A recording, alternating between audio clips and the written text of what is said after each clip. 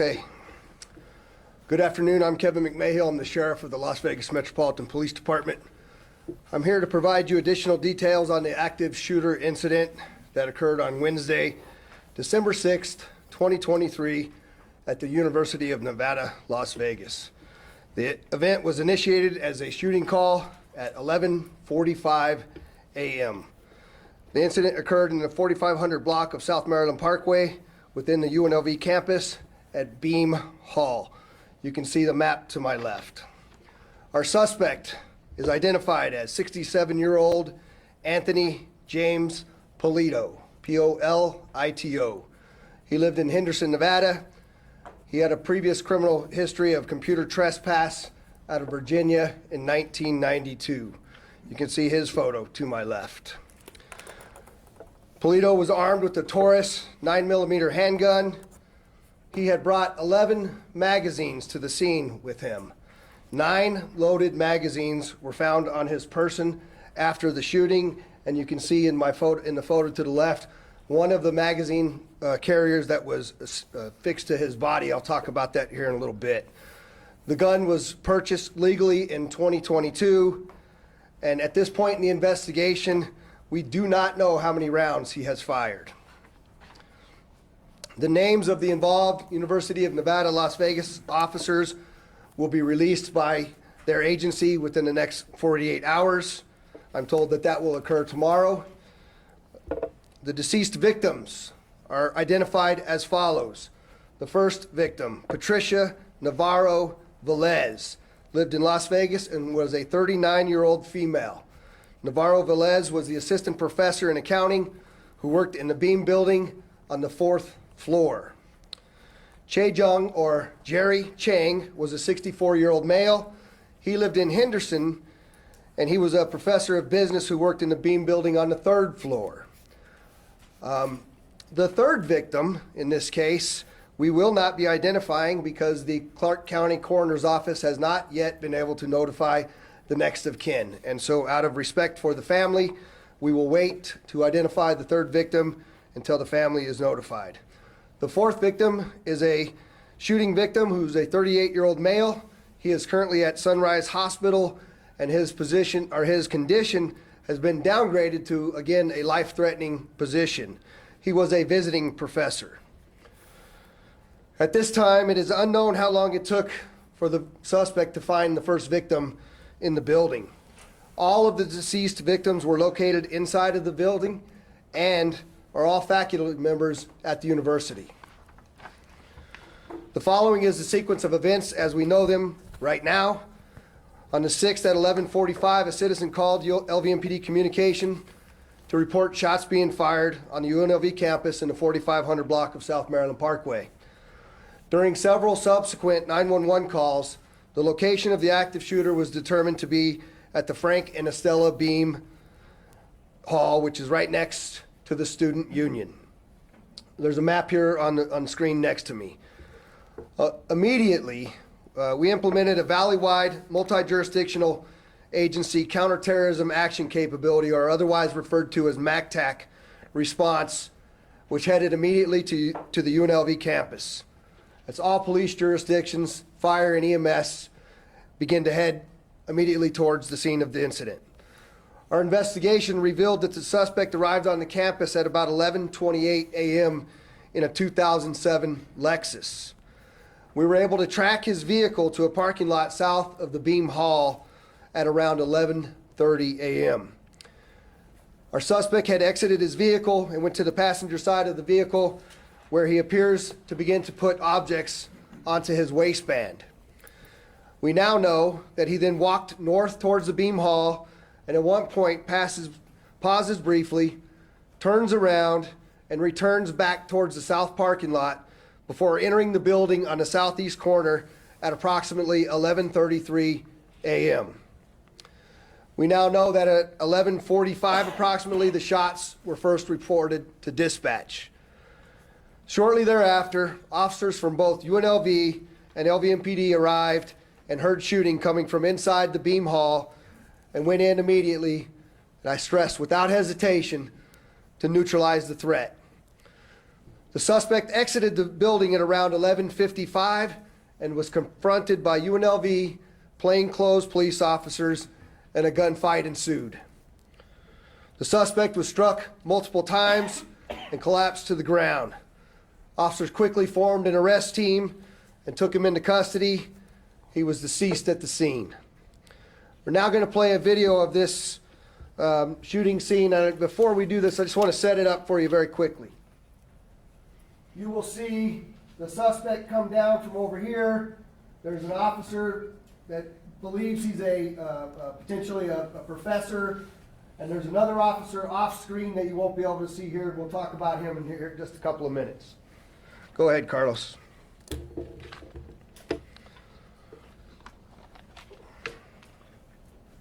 There's our suspect to the bottom right.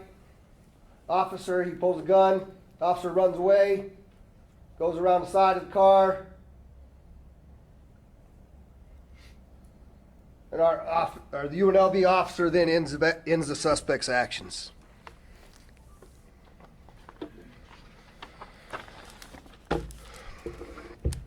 Officers then assembled action teams and began a systematic search for additional suspects and victims. Those teams went through multiple buildings and multiple floors.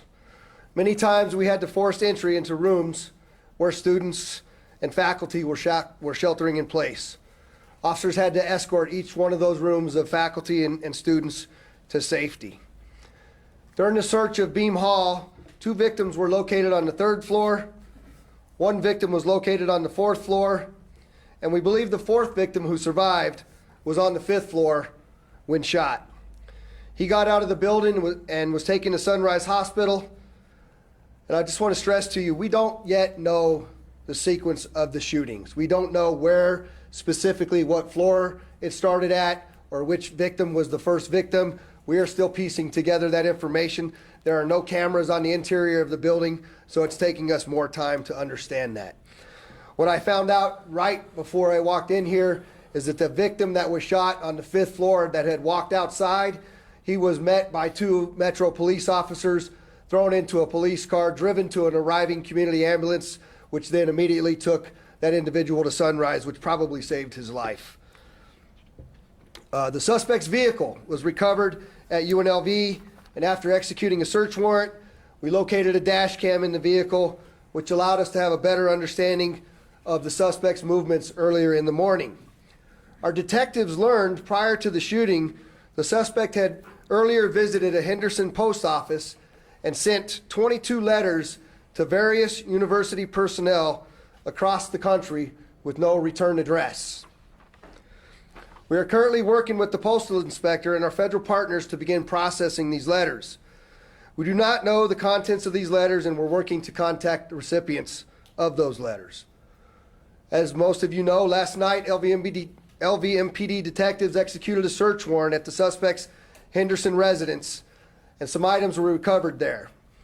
Importantly, there was a chair with an arrow pointing down to a document, which that document was similar to a last will and testament. There were several computers and hard drive components. There was ammunition consistent with the same cartridge cases located at the scene, and there was a Taurus handgun box matching the handgun that he used. I want to stress that we're still learning a lot about this suspect and still trying to understand motive. We know he applied numerous times for a job with several Nevada higher education institutions and was denied each time.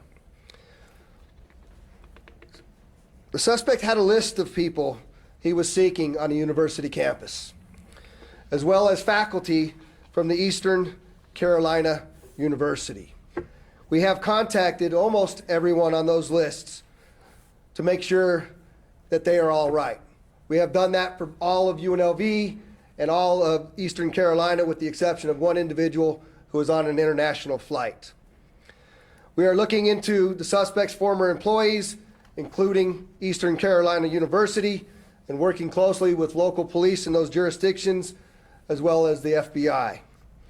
We also know the suspect was struggling financially, as evidenced by when we served a search warrant on his apartment, there was a notice of eviction taped to the front door.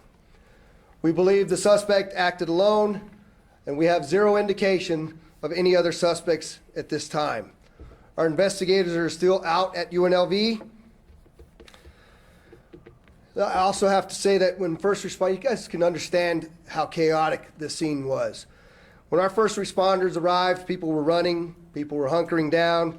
Many people had already fled the scene, and their recollections are going to be critical to our investigators as we move forward to have a better understanding of what exactly occurred.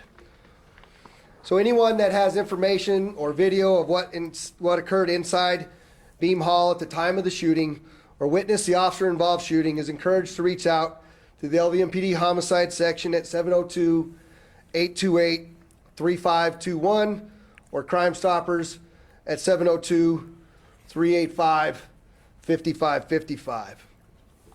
One additional nugget is right before we walked into this briefing, I learned that in the screening of those envelopes that we were able to intercept after going through 14,000 pieces of mail and identifying the 22 that were sent, the first letter that we opened had an unknown white powder substance in it.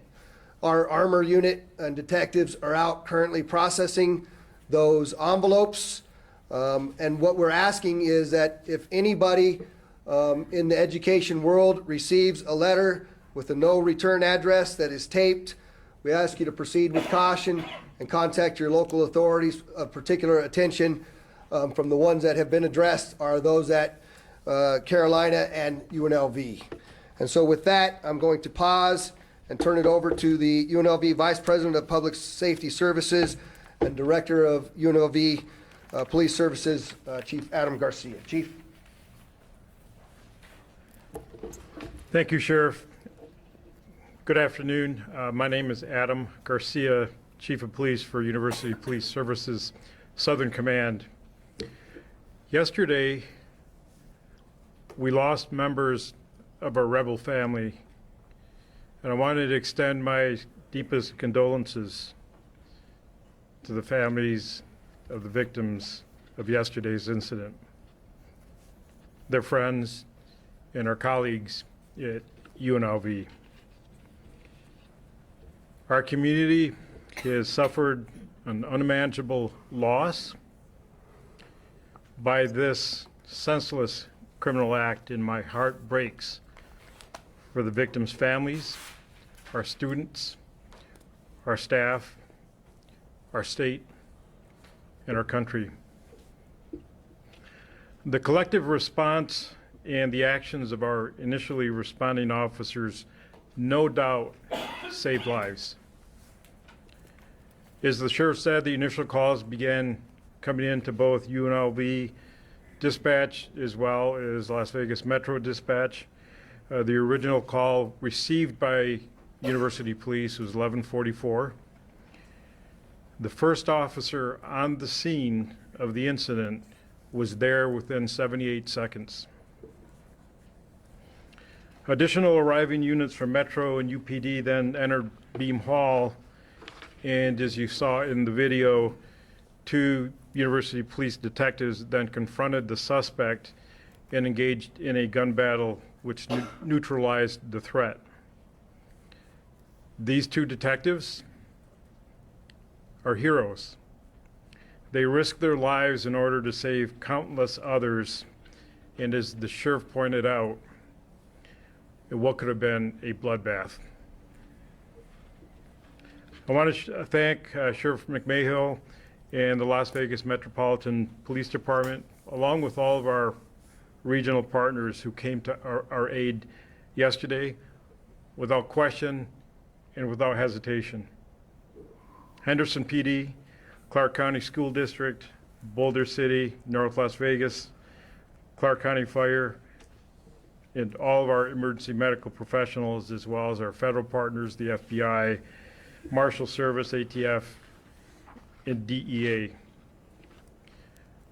We as a law enforcement community stand together, not only yesterday, but today, and always in working together to create a safer future for our UNLV and Nevada System of Higher Education students and family. While we navigate this difficult period, we will unite, we will support one another, and we will honor the memory of those who we lost. And by doing so, we will create that rebel strong spirit that is UNLV. With that, I'm going to turn it over to UNLV's president, Dr. Keith Whitfield.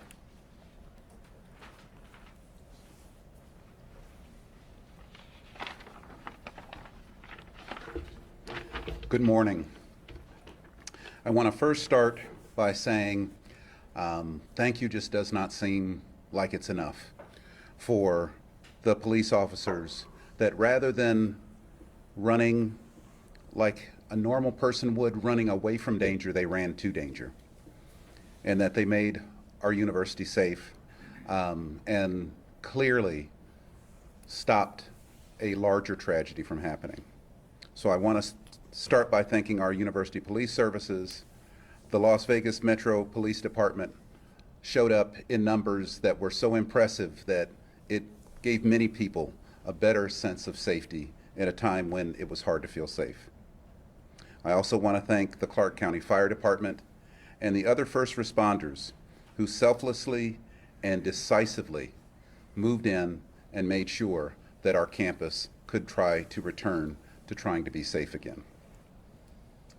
Safety is first and foremost one of the priorities for our university. And so incidents like these actually rock us to the bone in thinking about how we can make sure that we have an educational opportunity for our students that is free from violence. This is a day that we're not going to forget. It's a day that's marked in our history from now on. But as we go forward, we have to think about the people who have experienced this, both firsthand and I think even secondary. And we want to make sure that people feel that it's okay not to be okay.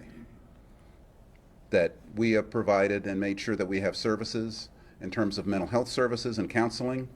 The Resiliency Center was set up after October 1, and it's another resource that we're coordinating with to make sure that anyone who actually needs help can get help.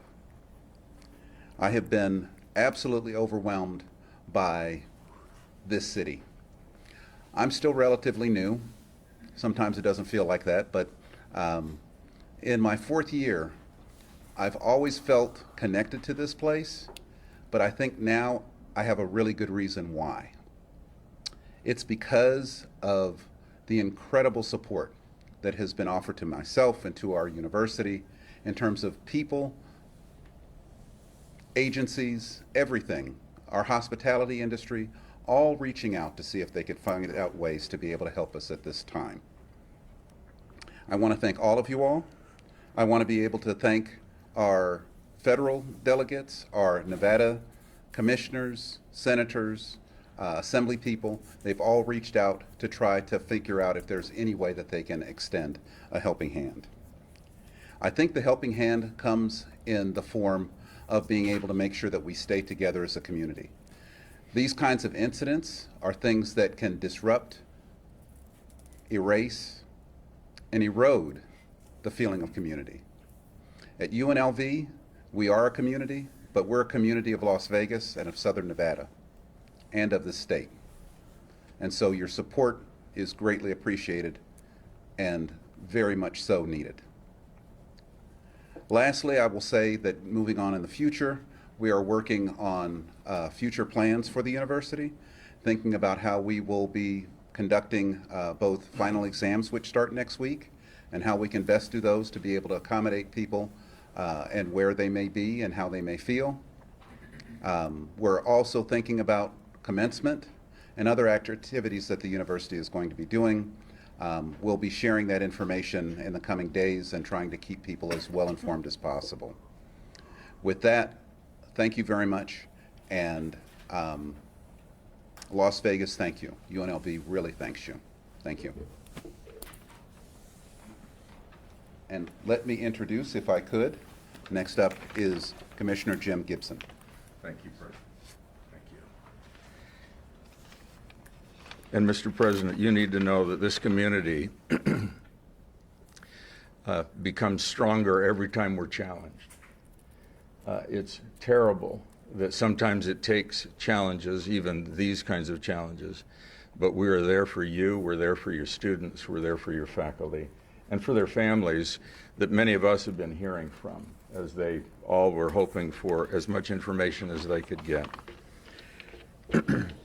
We want to thank your police department, Chief, and your police department, Sheriff, because it is, after all, a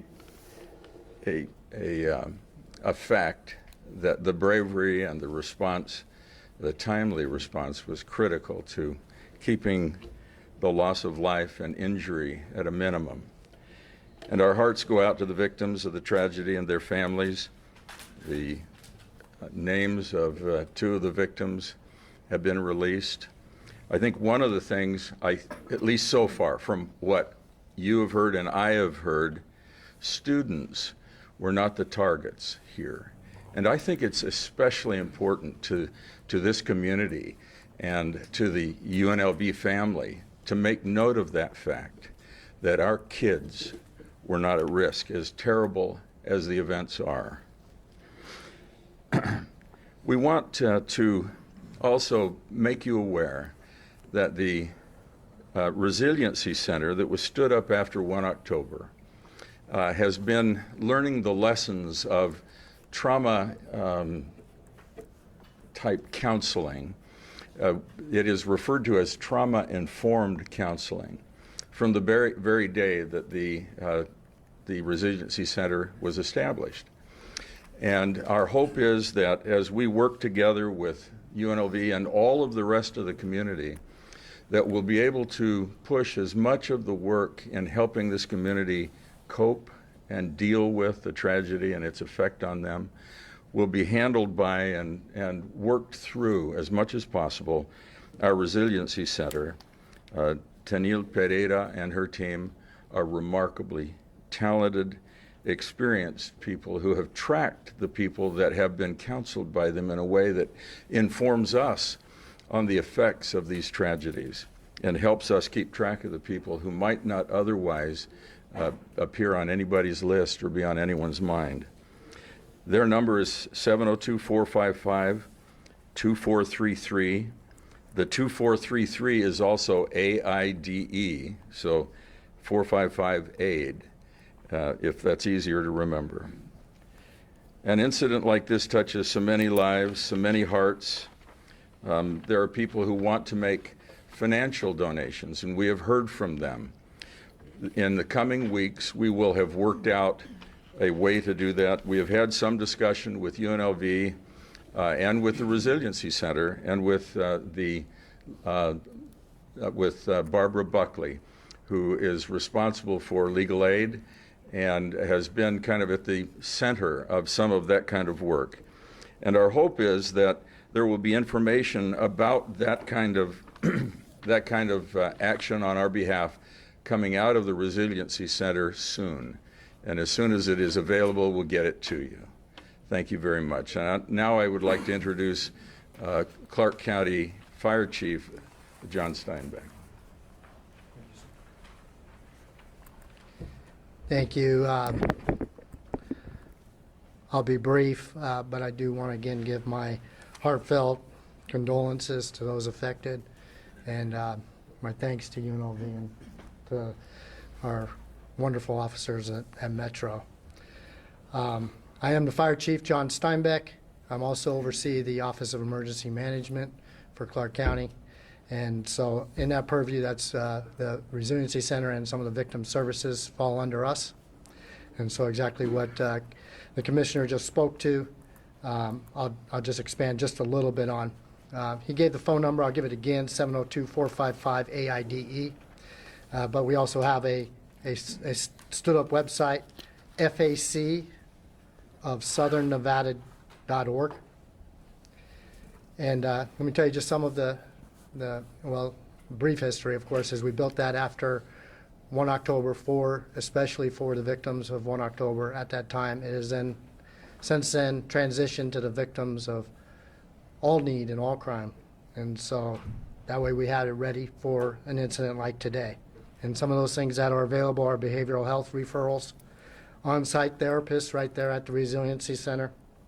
Out-of-state providers, as they're not all local students, of course, sir. So some might be going back home. And the Resiliency Center can assist with that. Legal advice, and it might sound odd, but still could assist with reunification efforts, and that's not uncommon, even this far after an incident, that there could be some needs for reunification. And so the people at the Resiliency Center stand ready to do that. The other point that I want to make is we still see people from the incident from 6 years ago today, and sometimes it's the first time. So the Resiliency Center and all of these resources that we have built are not there for us to say, you need these now. They are there to be ready for when the victims and the survivors and those affected tell us that they need them. And so that's the commitment that we have, is that we're ready to go when that need arises. And whether it's today, it's next week, or it's 3 years from now. And so keep that in mind. And it'll be stood up and it'll be ready. And it's an ongoing resource. It's in charge of navigation, referrals, direct services, as I mentioned, and then a coordinating effort agency for a lot of the other resources that will be available. So that's it. I'll turn it back over to the sheriff. Thank you.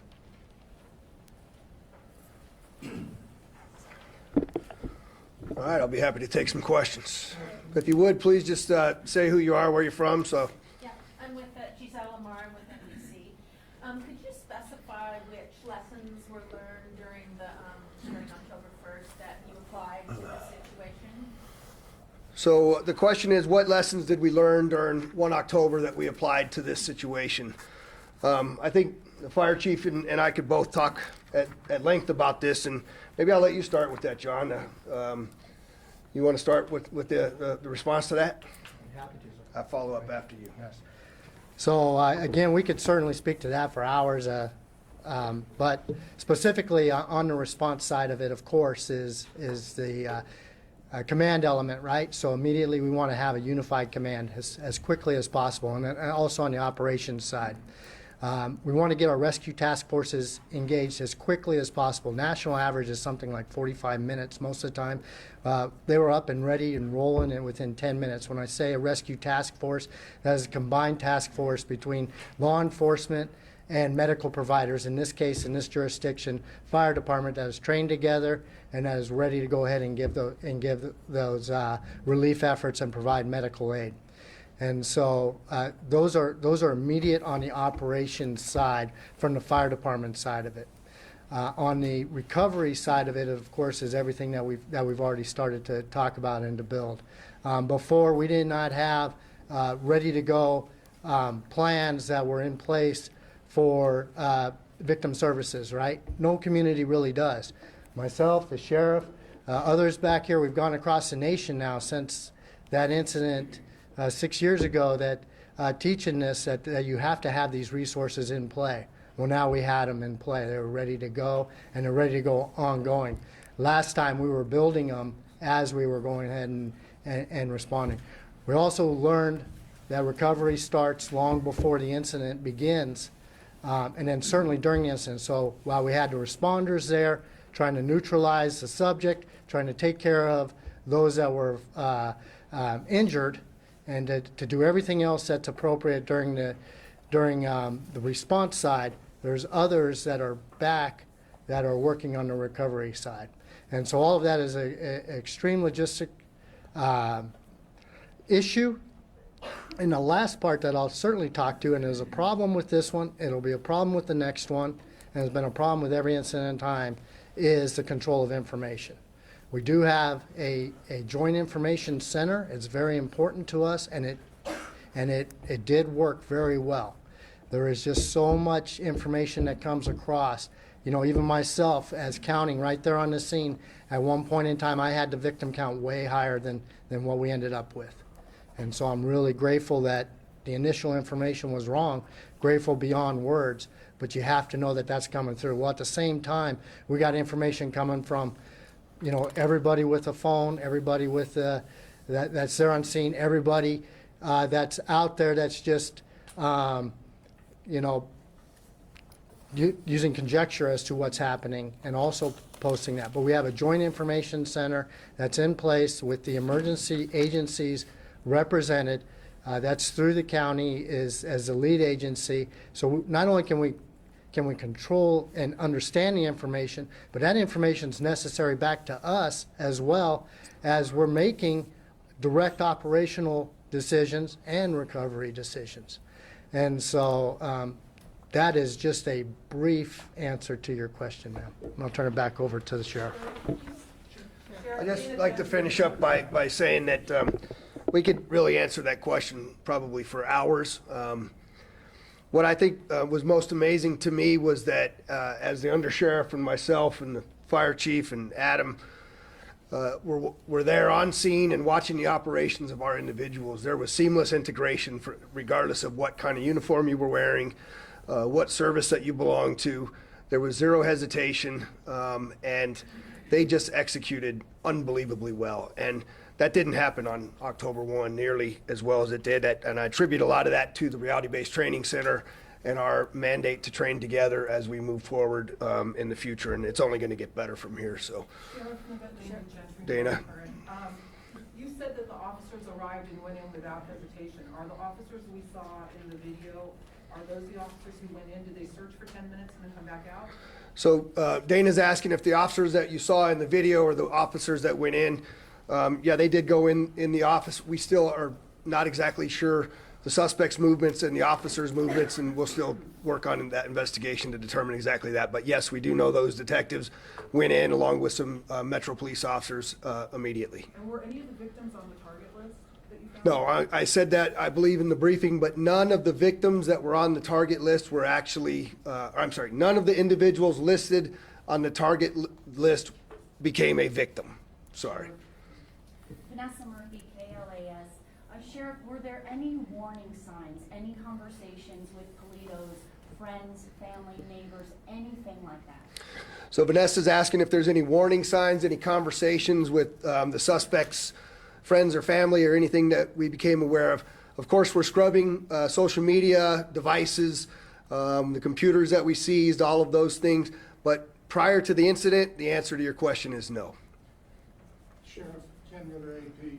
First, I'd like to ask Chief Garcia a question. Will you identify the hero detectives as you describe them for us at this time? And Sheriff, I do have another question. Not at this time. That information will be forthcoming at tomorrow's press conference. And Ken, the answer to that question is we're not allowed to until 48 hours after an officer-involved shooting. It's the same protocol. Maybe I should have known. You dropped the report about threats to UNLV and Eastern Carolina University targets is new to us. Would you go over that again for us, please? How many names were on those lists? And has everybody been contacted? Thank you. So Ken's asking if I can give you the name or the number of names that were on the list. There were names from both UNLV faculty as well as Eastern Carolina faculty. I don't remember the number right off the top of my head. I can provide that to you subsequent. However, all of the UNLV faculty members have been notified, and all but one of the Carolina faculty members have been notified, and that individual has not been contacted because they're on an overseas flight. And I meant to ask also, have the 22, you described 22 letters went out, have all of those people been identified and contacted? Yes. Ken asked if we've notified and contacted all of the individuals that, of the 22 letters that we've become aware of. I believe they've all been contacted. Sir? Gabriel Garcia with KTMV. Is there an increase in security measures on UNLV campus moving forward? Are you guys planning to have more surveillance there as well? So I'll let the chief from there answer, but I would like to, the question was, is there an increase on the University of Nevada, Las Vegas campus? I just want to give kudos to UNLV. While I was there in the immediate aftermath of this event, the notification system that was continually going out and being provided to the students and faculty, I thought was just exceptional. And I haven't had a chance to tell you that myself, but just really, really well done. But if you want to answer that. Thank you. we are currently in the process of looking at the fundamental platforms that we are using to notify our campuses in the event of an emergency. We are currently looking at the number of folks who we have assigned to each campus. As of today, we have well more than a dozen Metro officers, as well as another large number contingent of university police officers who are assigned to UNLV campus. We are also leaning on our local partners, in particular the Clark County School District in Henderson and North Las Vegas, to help provide some security measures to the CSN campuses, Nevada State and DRI. Once we have gotten past this event, the intent is that we will bring a group on board who will assist us in looking at this event. What did we do right?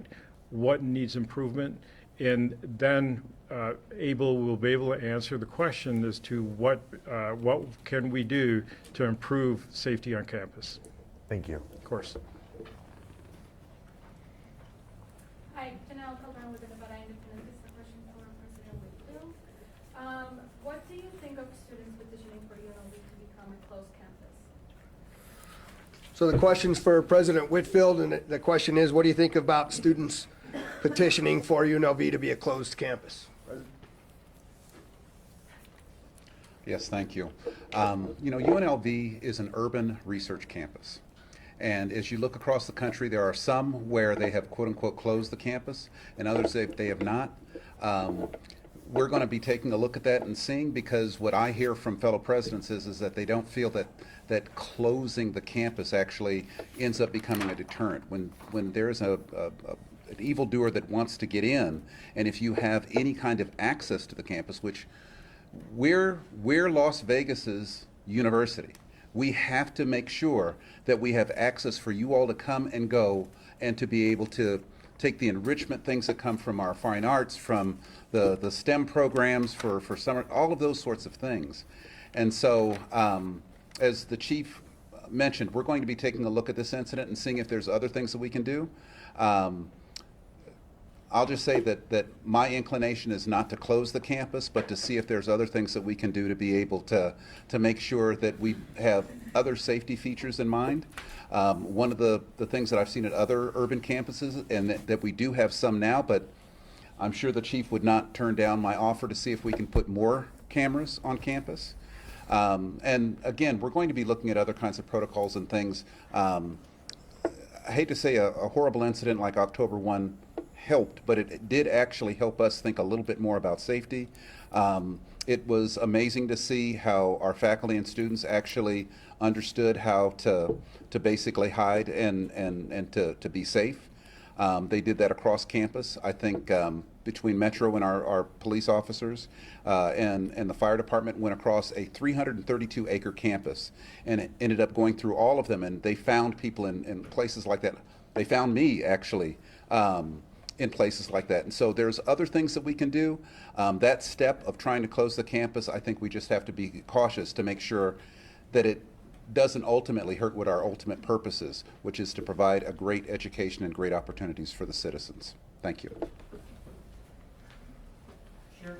Nope, right here. Oh, Sheriff Joe Meehill with Fox 5. Do you know if the gunman had any other plans of violence had he made it out of UNLV? So Joe asked if I know whether the gunman had other plans of violence if he made it out of UNLV. I guess I'd start by saying I'm glad he didn't get out of UNLV. But I would answer that by saying 150 plus additional rounds of ammunition, nine additional magazines strapped. I believe that he was probably heading towards that student union, right? That student union was full of kids that were out there having a barbecue and playing Legos. And so I believe we averted a much larger tragedy by the actions of that heroic police officer. Now, I'm going to end by saying this. There's still a lot more information. Clearly, I provided a lot of information that you did not have today. I know that you have an appetite for this information. We also have a responsibility to not release the information until it's been vetted, just like I did not release the name of the third victim. I will give you the information as quickly as I can responsibly. I promise that to you. There are a number of other aspects of this investigation that we must continue to move forward. But also, I want to remind you that tomorrow we're going to mourn one of the troopers who lost his life out of the 2 last week. We also have a presidential visit. And so I'll be balancing that opportunity for our first responders to properly honor those that lost their lives, as well as providing you that information. So it may come in a different form than a press conference, but you have my word, we will get that information. And so I appreciate you as the members of the media. Thanks for coming.